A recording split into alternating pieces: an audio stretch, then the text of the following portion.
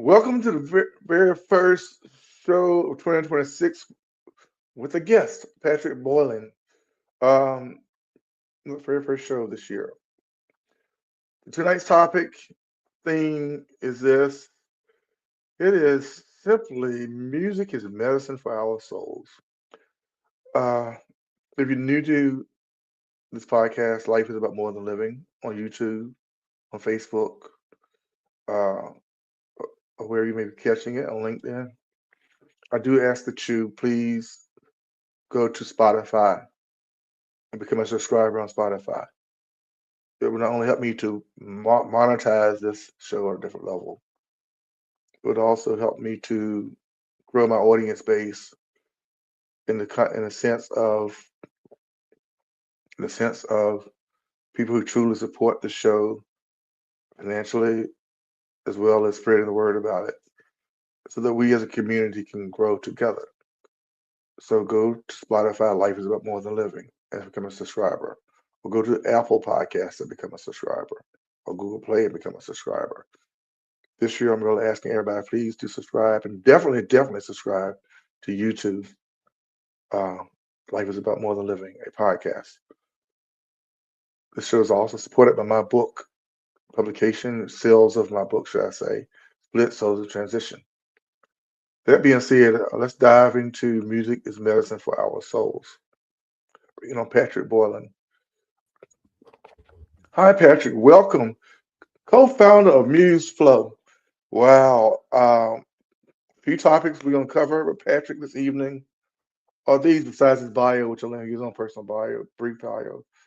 We're going to talk about Patrick's personal path, uninspired piano student to music tech innovator, the influence of music upon our lives, and the intersectionality of music with technology, human experience, and how MuseFlow, which he will explain, is giving people new skills in the music arena. Uh, my youngest son happens to be a music teacher for elementary school kids. Uh, I don't know how often he catches my show, but I'm gonna shout out to my youngest son Desmond for taking that path. He actually made Teacher of the Year his first year, teaches elementary kids music. My oldest son studied music in college. Now he runs his own audiobook, producing other things they produce out of his company. So shout out to the kids. Shout out to my wife. She always seems to give a shout out to me. Karen M. Sills Hair, her bestie, Nikita, who do their own show. Now, with all those shout outs out of the way, because I'm trying to come in 2026, hitting it hard and get honor homage to those who are in my back corner that you don't see. And know I can be a very difficult person to deal with day to day. Now, on the brighter side, Patrick Boylan, who are you and why did you take this path? But let me feed my audience one more thing. One of my favorite authors growing up, and many old school people remember Hans Christian Andersen. He once said, "Where words fail, music speaks." Music speaks. That's enough for me now, y'all. Let's take Patrick on. Let him continue. I agree with that, by the way. That is so true. Hans Christian Andersen, when words fail, music speaks. It's because music kind of taps right into that your soul. It taps deeper than what words can convey. Words are just sort of like they're an added layer onto emotions, right? Mm-hmm. And so what music can do is just tap directly into your emotion. Mm-hmm. And I think that's so beautiful, and there's only certain stories where you can only teach or speak or tell through music. It's like poetry or like dance, Yeah, There's we could have took that the other night, but I didn't go to poetry. We're doing music tonight. Sure.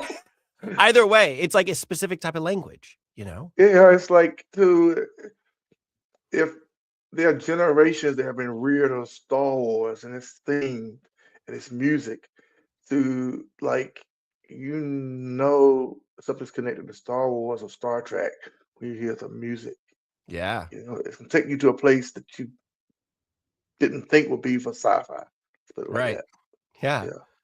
Yeah. It's so true. It's so emotive. And it's one of those, it's like a sense memory, It's Mm-hmm. like smell, where Mm-hmm. if you smell something, you're immediately brought back to that thing or that moment.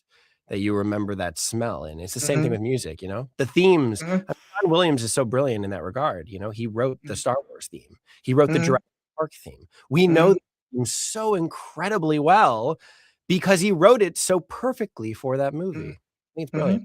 Absolutely brilliant. I love music. I find it absolutely fascinating. It has its own grammar. It has syntax. It has its own language, has its own words. It truly is a language of its own. I have to agree with you on that. Being a former parent of 2 kids who are not adults that went through orchestra band and marching band for like 10 years, it was so painful when they started out to hear when they finished older. Like, they can play, they're good. Yeah. Y'all kids, y'all grow up. What did your kids play? What were their My instruments? oldest one, when he went to App State, he went there on a trombone scholarship. God, I love the Started trombone. out. Then my youngest one started out with a trumpet. By the time he finished high school, he was playing 4 different instruments: trombone, trumpet, contrabass, clarinet, and drums. Very And cool. now so it was a different life back then, but I look back and celebrate those moments. And though I'm bringing this happy energy tonight, it has been definitely a trying day. But I'm not gonna focus on the trying part. Trying in certain aspects. I'm dealing with some personal things. Happy side of things, get out of the house, fresh air. They prepare for this show tonight, knowing that I'm gonna get. I don't know what I'm gonna get, but so far I'm loving what I'm getting. It's putting a smile on my face and a smile to my heart. Because on top of all the good things that's happened up to this point, it's causing memories to come back of the power of music. The power of music. It's really quite incredible. Yeah. Either I'm pretty much more spiritual than religious now. I still tap into the spiritual aspects of music and contemporary gospel music periodically. And then I go back to the jazz side of things because someone I met introduced me to the Latin jazz and its tempo. So that intersectionality of music genres, or like when I'm restless at night and I can't sleep, put on that those mellow tunes and they just like. So that's my personal benefit. But this is not about me. I want to go back to your No, it journey is about you. Come because on, I man. want to get It's back to about how us. All right. It's about us. I want to go back to, and he's in California, even better. He's in the most liberal states there is. Anyway, I want to go back to how you went from being where you were at to getting into the technical side of music innovation. Take that deep dive. The short and long of it all is basically just I took 8 years of piano lessons and I hated every second of it. I didn't like that. It didn't really work with my brain. The way that we're taught how to play an instrument is through songs. We're given a new concept, whether that's a new note or new rhythm, or a new concept, right? Like a slur or a tie or a staccato, right? And then we have to apply that to a song that we have to repeat over and over and over to perfection. And then our teacher comes back the next week and says, did you get it correct or did you not get it correct? And if you didn't get it correct, if you didn't play it perfectly for him or her, then you have to repeat it again. You have to practice that same song over and over and over to perfection. That didn't work for me. That didn't work because then I ended up learning the song by rote, and I wasn't learning the underlying concepts that were needed to play my instrument. Okay. And also it just didn't work with my brain. Like I got bored very quickly and I was playing songs I didn't want to learn. And I was repeating things over and over and over to boredom and it just didn't work. Right. And so I ended up taking 8 years of lessons and then my teacher retired. And then I ended up finding a way that worked for me. What I did was I put the little micro skills, again, a new note or a new rhythm, right? I started grabbing little phrases of music out of my parents' sheet music. They had a bunch of musical theater scores. And so I grabbed those little pieces that I really enjoyed, whether that was a pattern or a melody or some sort of rhythm, right? That I really enjoyed playing. And I started just repeating that over and over, that little micro phrase. I just started repeating that and I started improvising around it. I started putting that little phrase inside of the context of all of these different situations. I put it in the right hand. I put it in the left hand. I inverted the phrase. I flipped it on its head. I slowed it down. I sped it up. right? I manipulated it and I really thoroughly fleshed it out. And I loved that. And so I did that over and Mhm. over and over. And cut to And college. Cut to college, I was the mhm. only person that could play piano as an acting major. Wow. And Wow. all these musical theater people were throwing music in front of me saying, Pat, play this. I want to learn this song. I want to learn this song. I'm like, cool. Let's see. And I started playing the song and they were singing along and I could play it at first sight. I had never seen the piece before in my life. Wow. And I realized why was I able to do that? And that was because I had taken the building blocks of what was musical theater. I had taken them out of scores that I saw and I started putting them in all of these different contexts so that when I saw that little phrase, because music repeats over and over, like we use very specific type of phrases in musical theater all the time. Mhm. And so when that showed up in another song that I had never played before, I could play it.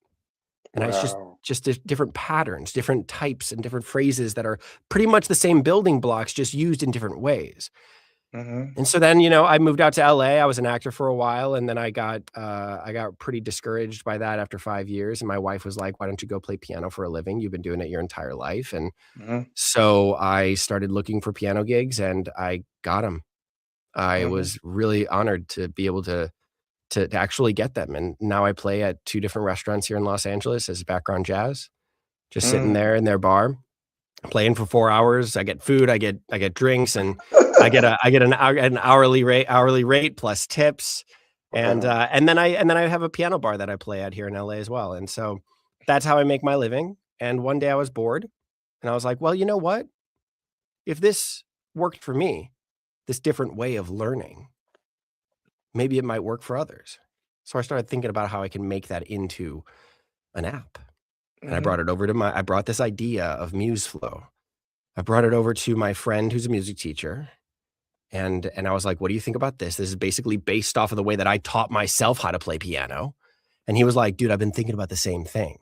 He's a Mm. piano teacher. And he's like, he knows that there's a problem with the pedagogy for piano education. Mhm. And he's like, there's gotta be a better way.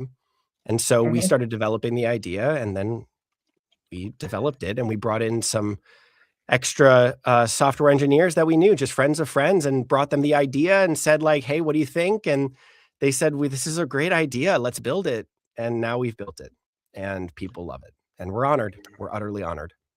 And for everyone catching this, the link to Music Flow's website's there in the actual text. For those of you who will catch this perhaps on as an audio broadcast on Spotify after I upload it to Spotify in the next day or so, uh, please spread the word. Spread the word about Music Flow.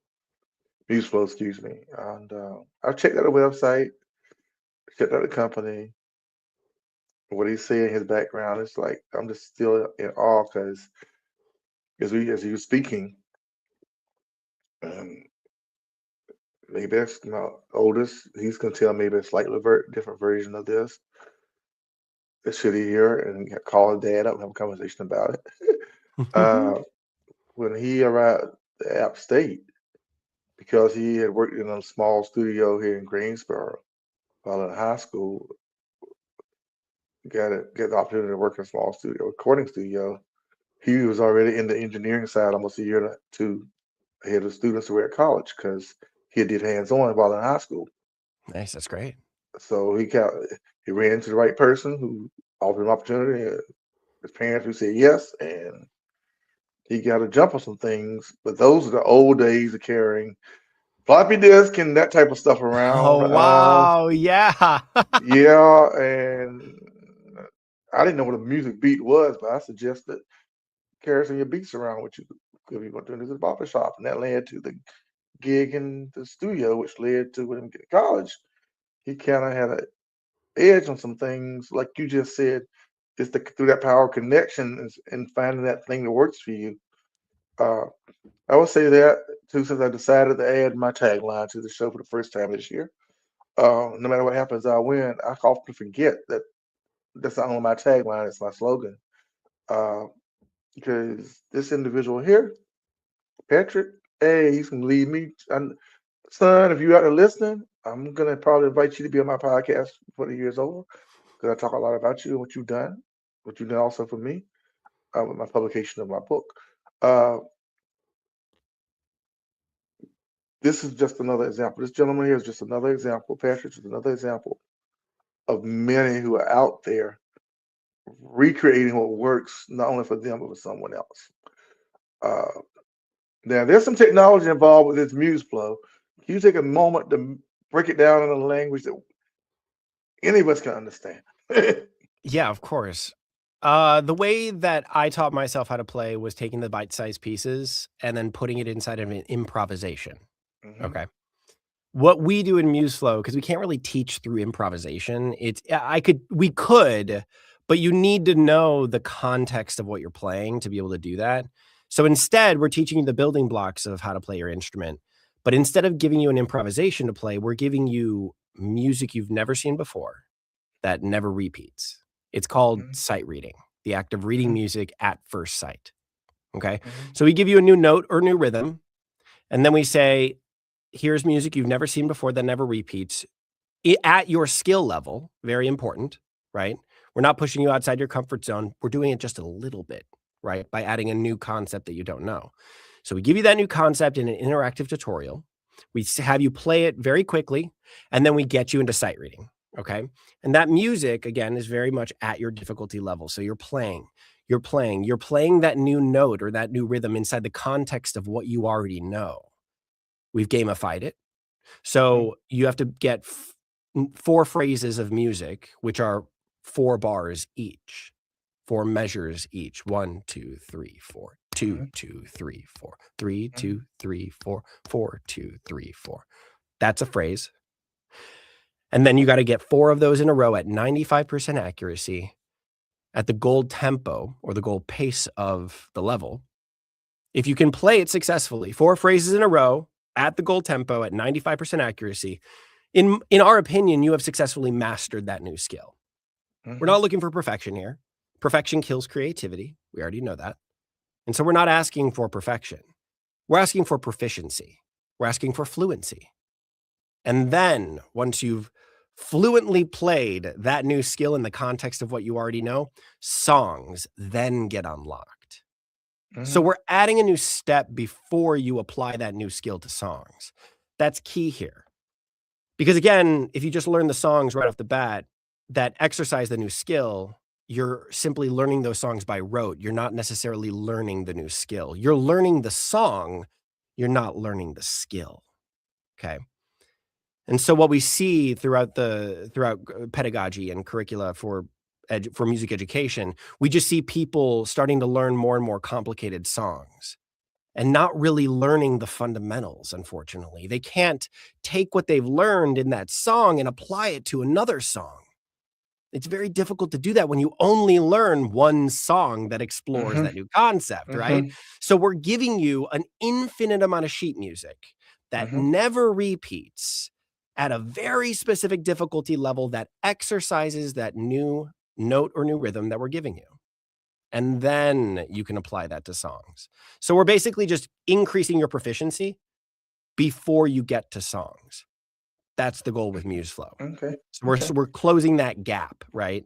We're closing the gap between what you can play at first sight and what you can play with an indefinite amount of practice. That's kind of the thing here, right? We're raising the lower bar of your proficiency so that when you get to a song that is unlocked, you play it 3 or 4 times, you've perfected it. You actually can play it perfectly. Whereas it usually takes you like a week or maybe even longer to perfect a song. So that's the goal with MuseFlow, right? Is to raise the lower level of your proficiency by using sight reading as the engine of our curriculum. Okay. Explaining it that way, yeah, I get it. Yes, and I guess I'm gonna break it down like this. You're taking what a person already knows and reaffirming what they know. So they have that confidence in themselves, go to the things that they don't know, so they can create the new things that they need to create. I'd change it a little bit. I would say we're taking the thing you don't know and putting it inside the context of what you already know. And so you're not going to be just completely baffled by a song that is just so out of your comfort zone. So you're deeply, deeply frustrated with it. No, we're getting you to a place where we're just putting that new thing inside of the context you already know, you know? and yeah, and so You that way know you it can, after it's over, you know you what I'm actually saying? know it. Yeah, Yeah, exactly, exactly. yeah. In that sense, therefore, it goes back to the original quote that where words fail, the music will still speak. The music will still speak to you. You recall it, you remember it, and you learned it in a way that you enjoy it. Because I mean, I've talked quite a bit about myself tonight, a little bit. I love it. First Don't episode, stop. Please don't first stop. episode of this new season, new year, excuse me. But it goes back to when I've been writing for a long time. Different people love to ask that question. When did you start writing poetry? When did you start speaking? I started writing as a survival skill for my Oh, tell me childhood. more. I'm actually super curious about that. That goes in my book, Split Souls in Transition, which I used to have a copy sitting up here. But anyway, I didn't know it was a survival skill at the time because in the 70s, rural South, small town, Mm. you know that's what it was. Mm-hmm. So, and out of that, years later, I finally allowed myself in my 40s to embrace that part of me Mm. and start writing and telling stories to the point that it's been sold to me, said that I write very dark stuff. I do. I can write in the darkness because I believe inside the darkness there's some light, but you can't see the light until you embrace the darkness sometimes. So true. So true. So that being said, I I couldn't name for you 5 modern poets or authors I love, but I can name the old ones, the ones I grew up with. I can talk about Tennyson. I can talk about Robert Frost. I can talk about even though Frederick Douglass was an activist, he spoke poetically with his speeches. I can talk about people of that sort. I had a friend of mine who actually had I can see his name, face, the famous black poet. Oh God, he came to her school, which is a little girl in Greensboro. He was Paul Dunbar. Yeah, he was a kid when he visited her school Langston back in the day. Hughes? No, Langston Hughes. Langston Hughes spoke. She was back in the days of segregation. He came to her. She was a small child, but she remember him coming to her school. Uh, she said individuals in the sense of I've known people who've known people, and they have let me know that my journey is okay. That I don't have to have the greatest education to be a great writer or to tell stories, and to do it in my way versus the structured way. Because I've looked at the structured systems, and I'm like, I ain't got time for that. I ain't got time for that. Yeah. I don't Yeah. have time for that. I'm sorry, I ain't got time for that. I started writing like in my 40s when I really got serious about writing any kind. You go to it's great if you want to go to school, get your degrees, Absolutely. do your things. But because I stayed true to self, I was able to do writing workshops with people who had degrees, Hmm. freestyle writing workshops back in the day. And I'm getting ready to launch a new writers group, poets writers group soon. But putting it off. This can happen before March. All said and done, there's innovators all over the place, and there's the intersectionality of music and poetry. There's intersectionality. Music intersects with everything we have and know as human beings. Whether you believe in evolution, whether you believe in the biblical creation, music has always intersected with our human experience. Mm-hmm. Music has torn down nations Mm-hmm. with it.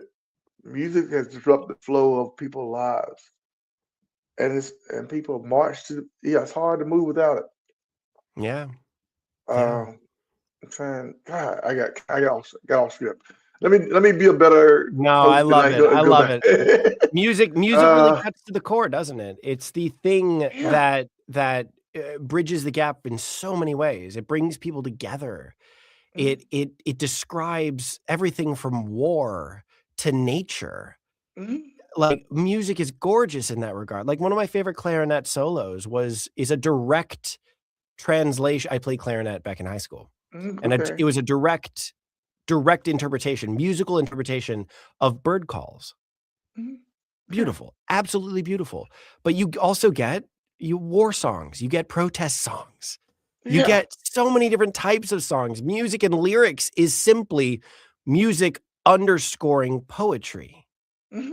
Yeah. And you're like, and then you get operas and ballets, you get orchestras, you get a small jazz band sitting in the corner of a blues club playing Yeah. something wild You and get something this so free. You different. get a guy on the street corner with his trumpet, Yeah, getting coins tossed in his hat, a couple bucket or something. music is Yeah. everywhere. Music and rhythm is absolutely everywhere we go. We are built with rhythm and our Hmm. heartbeat is Hmm. a beat of a rhythm. It's steady, it's Hmm. consistent.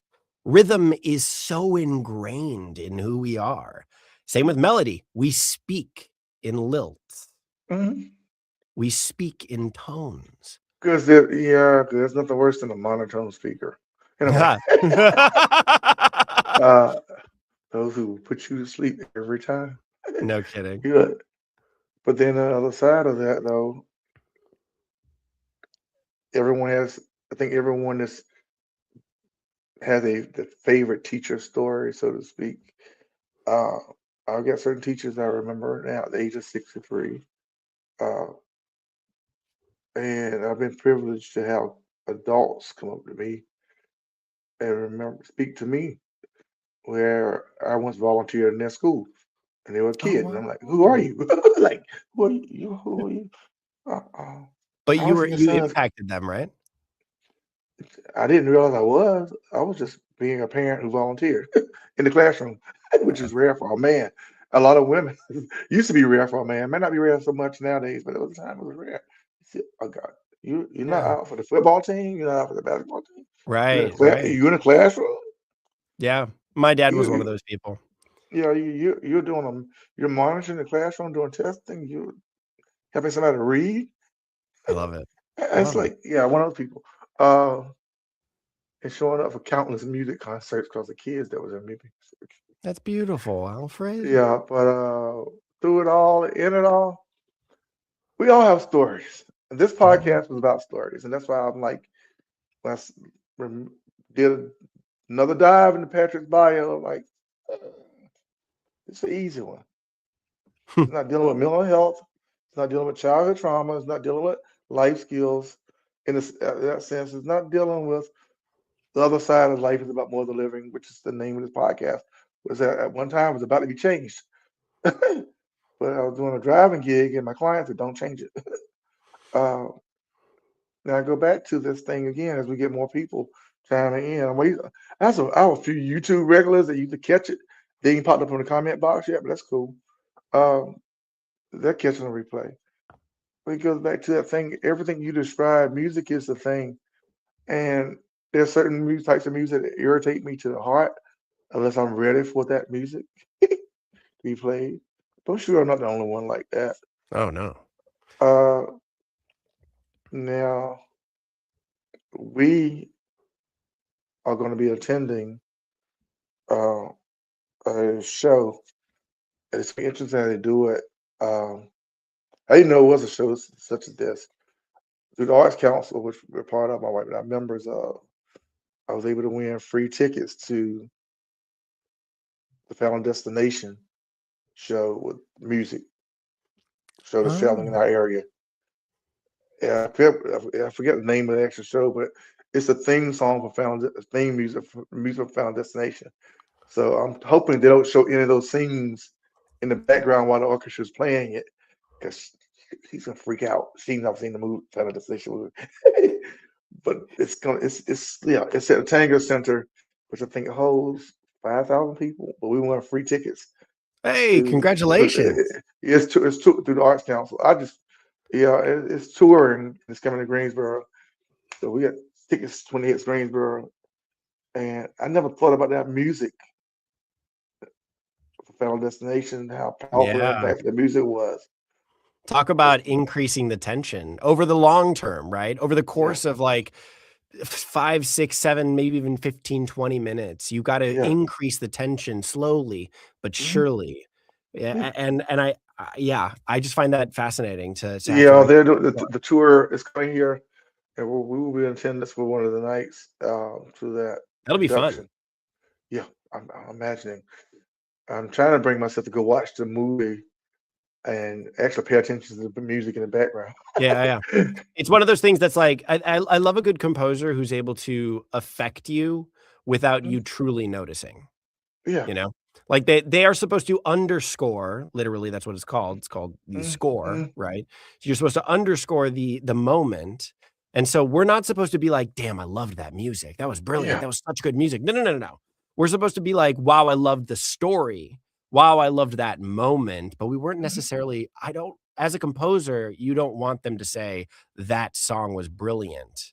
Mhm. No, you want them to say, "That story was brilliant," Brilliant. Yeah. you know? Like Bohemian Rhapsody. Like saw the movie 3 times.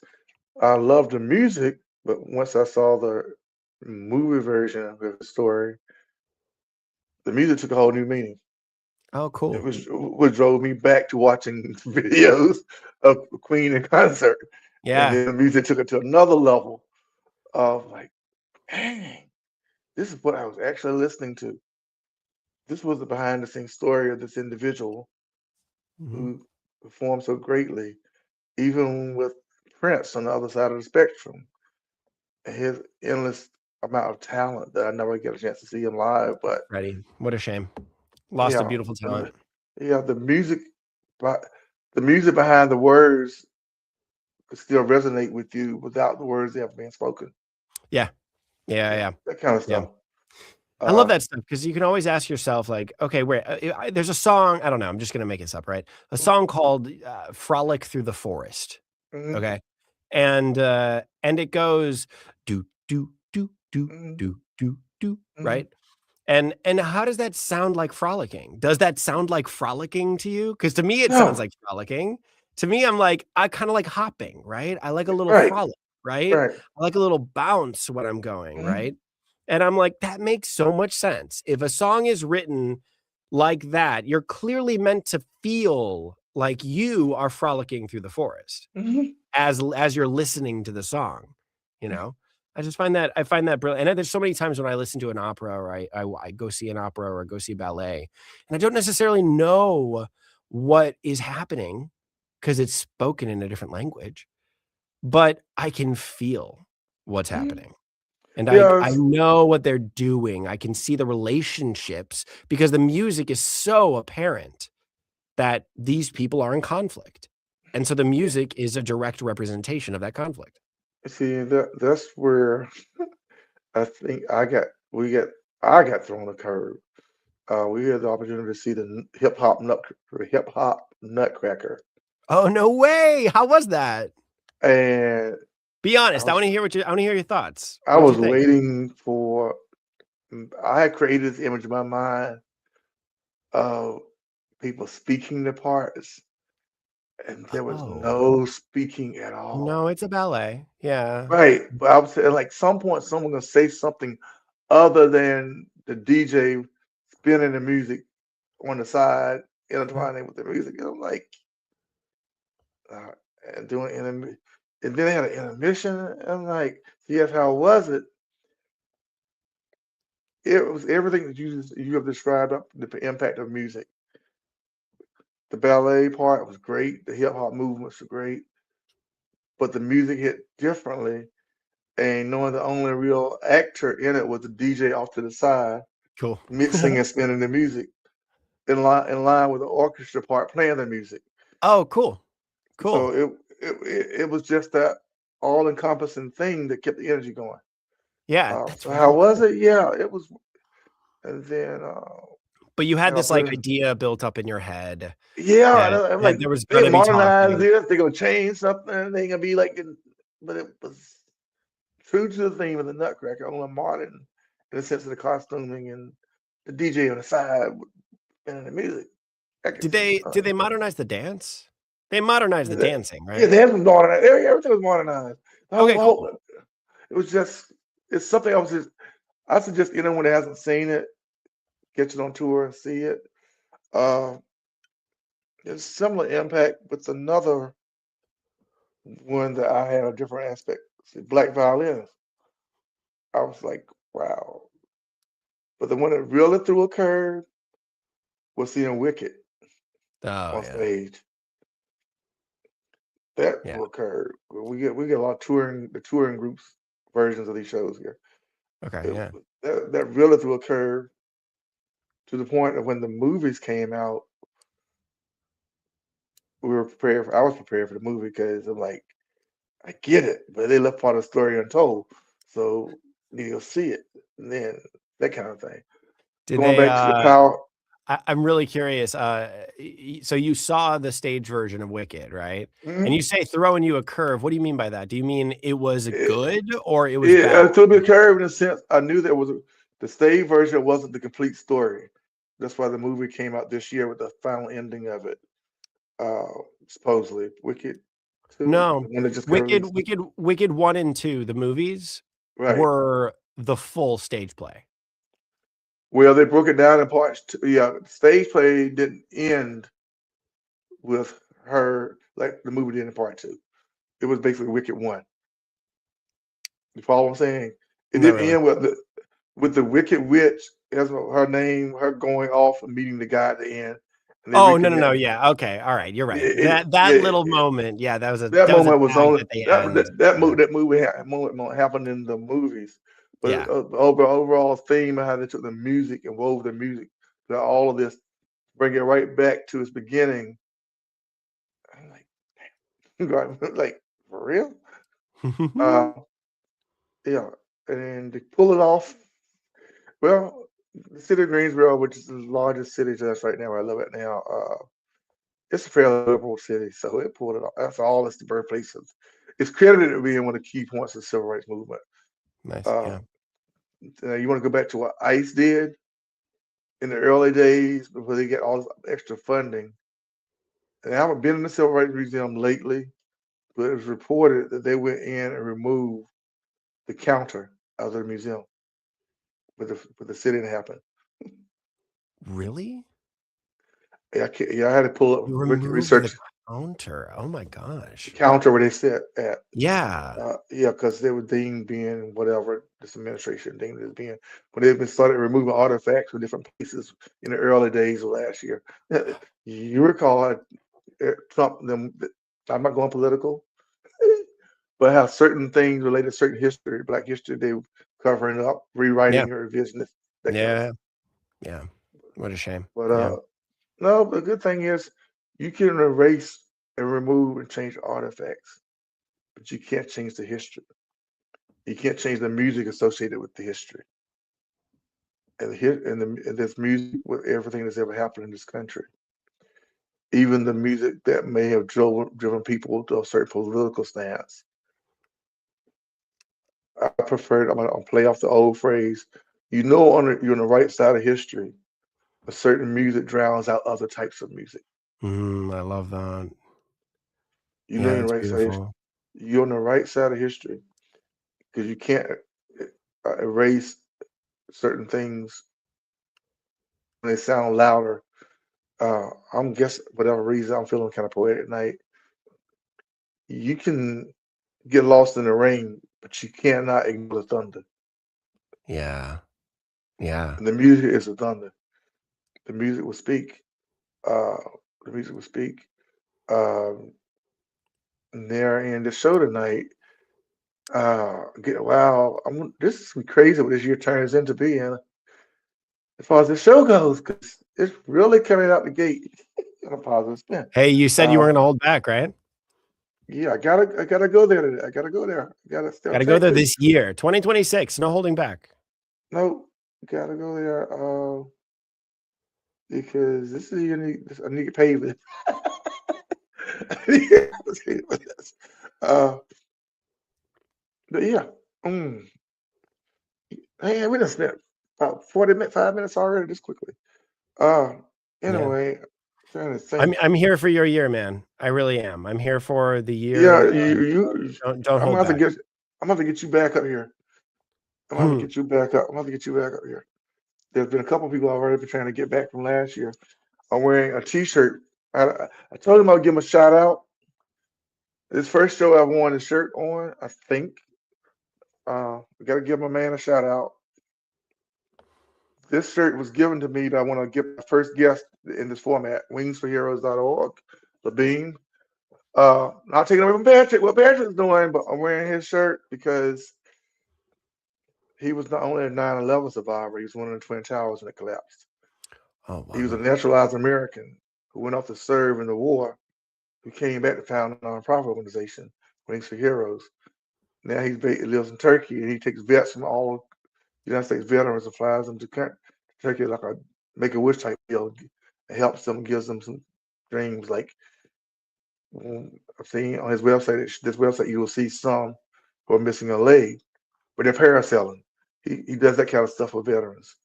Yeah, I love And, that. I'm looking and it at the took, website right now. It's beautiful. thank you, yeah, and it took him months to give me my T-shirt. He promised me a T-shirt for believing in what he's doing, for believing what Great. he's doing, and that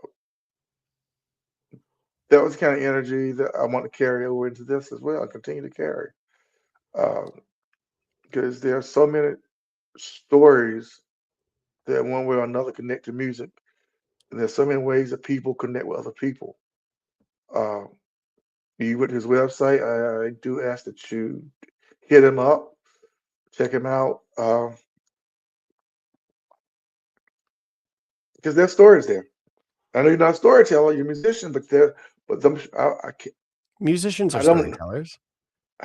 Yeah, that's true. What are you talking about? I said We storyteller. tell the stories Or what I mean of by that the music wants to be told. what I mean by not being a storyteller in the sense of a verbal storyteller. Let me clarify.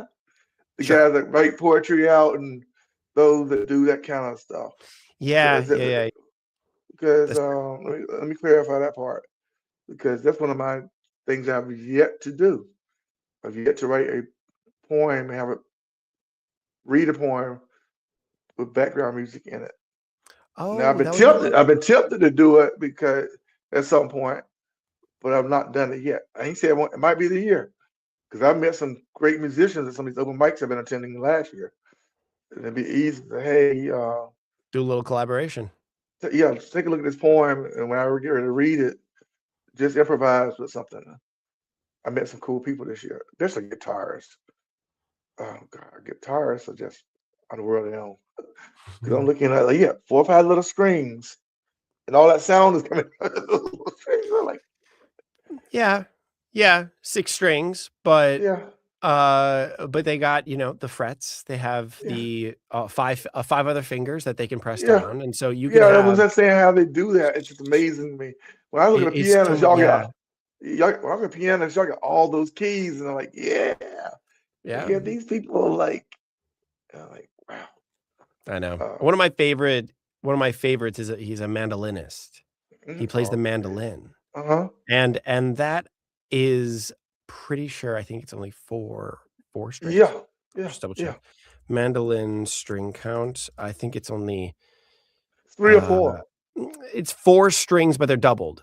So 8 strings in total, but they're doubled. So each there's only 4 notes, right? Right. And the guy his name is Chris Thiele, one of my favorite Yeah. mandolinists. He can play Bach on Wow. these 4 strings, and it blows my mind because Wow. he can play such incredibly intricate stuff while only using 4 strings. And of course, 4 fingers on the other hand, but you think about that and you're like, wow, the dexterity needed to do that. The incredible Mhm. talent to be able to translate a Bach concerto or a Bach fugue into a mandolin piece. The amount of translation that would need to occur just is incredible, blows my mind. But that goes back to something we really didn't touch upon, which I heard of early on, is how music stimulates the brain to learn differently. Yeah. And can you kind of close us out with the your interpretation, your understanding how music builds us and strengthens us mentally? Because I'm gonna have to bring that in today because this is also about a mental thing. It helps us to heal. The power of music, how the intersectionality of music for those who play instruments or sing or whatever, however you want to define it, that part of music and its impact on us as overall as human beings, even from your own personal experience. I think at the end of the day, for me, it's about expression. Okay. It allows me to tap into an opportunity to express myself. Hmm. And the vehicle itself is the song, right? Which is ultimately a story. And Hmm. I get to relate myself to that story and tell that story to an audience. And I get to experience that story as I tell it. So at my piano bar, I sing and I play. Hmm. And or even as a jazz artist, he's just a guy sitting there at the piano playing music while you eat dinner, right? Hmm. Even still, I'm telling stories, and I get to be the vehicle for that story. And while doing so, I get the opportunity to simply express myself through the vehicle of playing that instrument of the piano or through singing a song, right? Um, that opens up the world for a lot of people. That allows you and you can also think about this in terms of, as a listener, as a perceiver, Hmm. right? You get to experience that story, whatever that person is saying through song, and you get to feel that. If the musician is doing a good job, they're making you feel something, you know? Yeah. And that feeling is very cathartic on both ends, as the performer and as the audience. Which is just let me say this. I thought that would be a closing thought, but it's not a closing thought. Uh,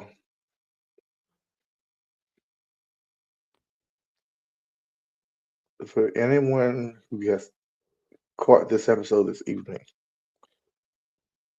or is catching it now, I have one suggestion in addition to what Patrick just said. It's a song that's dear to my heart. And I don't know, 10th grade. It's in the. I graduated in 1980, so it was in this. I was a 70s kid. High school music class, or whatever I want to call it, orchestra. One of them things we were doing music. Uh, when this show is over, my dear viewers, this particular song about this name encapsulates what I think Patrick just talked about. I know I'm going to go on YouTube and play it after it's all over because I want. The song is Piano Man by Billy Joel. Those of you who may have never heard of it, look up Billy Joel, the Piano Man. I think it's the living version of what he just mentioned in his comments. Even as I speak, I'm thinking about it because that's all the music really is supposed to do in a sense. But besides the great other things it does do what he said: connects, brings people together, tells a story. I had no idea the impact that song would have on my life because I could envision. Even now, I see the Piano Man. I hear him playing melody. I see Davy. He's still in the Navy. You can envision these people all from a song. Now, as Patrick was speaking earlier, I was thinking about Bruce Springsteen, who's another radical, I believe. But to accomplish the theme of this show, go to YouTube, go to Apple, go wherever you need to go, find the song Piano Man, play it, and pay attention not only to the melody, but to the words. And in church language, it was really prophetic about where we're at right now. Which I don't want to believe in such and talk such language. That's your choice, but it speaks to the soul and be of us. And it takes us back to where the Hans Christian Andersen's quote, where words fail, music speaks. Please support this podcast, everyone, by giving some stars on Facebook, subscribing on YouTube. If you or a family member have a love for music and are struggling to learn it the traditional way, hit their website up. Uh, I think their rates are really great. I looked at the prices to get started. Okay. Um, if if not for yourself, invest in some kid. Invest in some kid. I can't say better than what he said. but make that investment in the song, Piano Man. Make the investment in someone. I usually don't promote businesses hard on this web podcast, but I'm promoting this really hard. um, because as a child and adult out there, the music may save their life. Um, yeah, music may save their life. One final thought, Patrick. By the way, I really don't say nothing else, y'all. Once he says one final thought, let's have a goodbye, and I'll speak with Patrick off camera when I close out. But one final thought. It's like I got lost in the Piano Man message. One more thing, and you can give us one more thing. Me? Yeah, you can give us one more thing, and I'll close this out. Turn the thing off. I love the sort of I don't even know what it's called. It's not even a poem. More of like a saying, or just a guy named Max Ehrmann wrote this in 1930s called the Desiderata. Big fan of this. Highly recommended if you haven't read it. Look it up online. Desiderata. The last two lines. Typing it in the box. You mind typing it in for us? Should be a comment section. Comment section. Oh, I have to join. I have to connect my YouTube. 1 second. Let me do that right now. If you don't mind, it is. No problem. Yeah. The last two lines of this, I love the last two lines. Desiderata is the name of it. And the last two lines are be kind, strive to be happy. That's it. Simple as that. Be kind and strive to be happy. Have a great evening, y'all. Listeners, followers, subscribers, thank you for joining the very first episode 2026 with a guest, Patrick Boylan. Hope I pronounced that correctly. Yeah. And I'm just see what I can do to get Patrick back on again. We covered all the bullet points tonight, but I believe there's more to his story. And he's a Californian, so I know there's more to his story. Maybe next time we get back on, he is still part of the United States. I'm just joking. They're not succeeding right now. Hey, I've also have dual citizenship in Luxembourg, so who knows? We'll see. We'll see. I'm gonna take y'all camera real quick, Patrick, and then we'll close this thing out. Thanks, Alfred. See ya. Yeah. Thanks for catching another episode of Life is About More Than Living a Podcast. And check out again Billy Joel's song Piano Man. And if you have someone desiring to learn music, struggling to learn music, traditional format, visit the website for MuseFlow. Have a great evening, y'all. Peace and blessings.